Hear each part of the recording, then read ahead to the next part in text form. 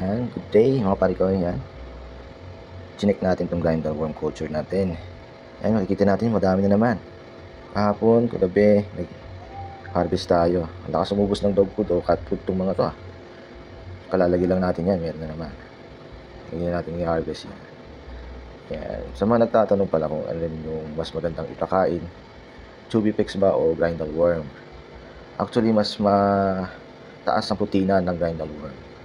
Yan, at saka mas safe ito. Kasi yung yung Chubifex prone sa bacteria. So, yung bacteria nila common bacteria nila sa tubig. So, kung ito may bacteria man, hindi siya related sa tubig, kumbaga. So, hindi siya nakaka-apekto sa isda natin. So, hindi siya makakahawa o makaka-apekto. So, yun, mas maganda yung grinder. Pero mas mabilis magpalaki naman o mag-breed sa Chubifex. So, nasa sa inyo na kung ano mas gusto nyo gamitin.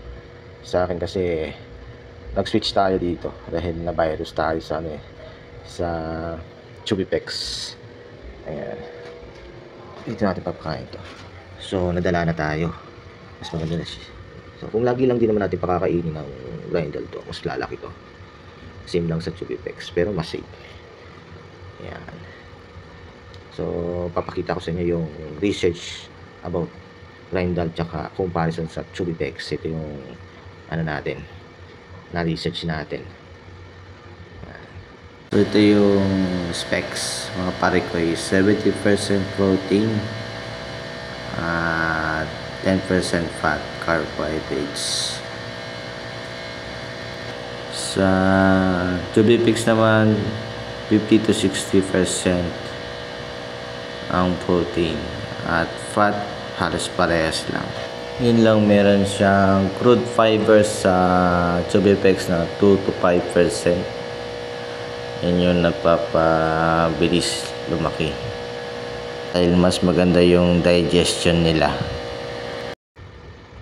Kasi ito naman papakain natin sa Glotetra. Tanggalin lang natin itong mga kusot-kusot na yan. Yan kasi lulutang yan eh.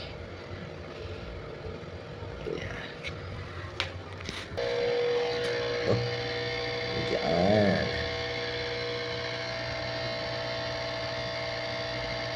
Bangers. Ito naman dito. Alright. Mukbangers. Ito mga latang din. Oh, sa inyo na yan.